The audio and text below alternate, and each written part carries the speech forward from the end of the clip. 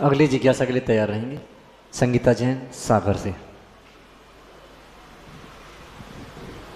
नमोस्तु महाराज जी। महाराज जी, मेरी जिज्ञासा ये है कि किस पाप के उदय से मनुष्य को देव शास्त्र गुरु की निंदा के भाव होते हैं? बेटा, मिथ्यात्व कर्म की प्रकृति के उदय आने से उसको देव शास्त्र गुरु की निंदा के भाव होते हैं। और एक बात, नीच गोत्र का जिसके बंद हो गया हो या जिसकी नीच गोत्र का बंद होने वाला हो, ऐसा जीव देव शास्त्र गुरु की निंदा करता है। फिर भी ये जो उदय आया है उसके, ये कहीं ना कहीं पूर्व के संस्कार के कारण आया है। मुझे ऐसा लगता है कि व्यक्ति सिर्फ अपने भावों को संभाल ले तो बेटा बहुत कुछ अच्छा कर सकता है। ये प्रश्न आपके मन में क्यों आया? महाराज जी, क्योंकि जैसे आप हैं तो मतलब कोई भी कुछ भी बोल देता है। हमारे शिवनी में और भी बहुत सी जगह एक जिनवाणी जी हैं, तो उसको रखने के पीछे व्यक्ति इतना मतलब क्रोधित हो गया है कि जिनवाणी जी के सामने अपशब्दों का प्रयोग किया गया। अच्छा, तो ऐसा है बेटा, सुनो, इसका मतलब आप घबराओ नहीं, भारत में सभी जगह समस्याएं हैं।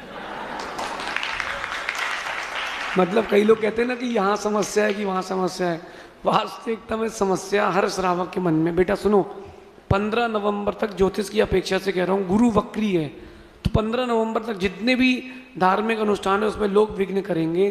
15 नवंबर के बाद भारत में किसी भी धार्मिक अनुष्ठान में कोई विघ्न नहीं करेगा, गुरु वक्री योग खत्म हो जाएगा, ऐसा ज्योतिष का कथन है। अब जो कर रहा है बेटा वो भुगतेगा, लेकिन ऐसी परिस्थिति में उस व्यक्ति से अगर बात भी करना हो तो देव शास्त्र गुरु की सन्निधि छोड़ के बात करना।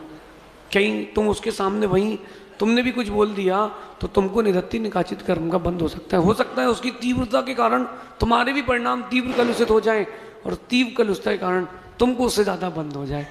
तो अपन अपने बंद को संभालें, बाकी अपन दुनिया को नहीं सुधार सकते। अपन तो मंदिर जाओ, चैत्यालय जाओ, अपनी आराधना करो, वापस आओ। कौन क्या कर रहा है इससे कुछ नहीं रखा, हम क्या कर सकते हैं उसकी बात है शेष। और महाराज जी, अगर कोई अपने सामने ऐसा कहे, कोई बड़े व्यक्ति हैं, तो फिर बेटा अगर उनको जवाब दे सकते हो तो प्यार से दे दो, वरना छोड़ दो।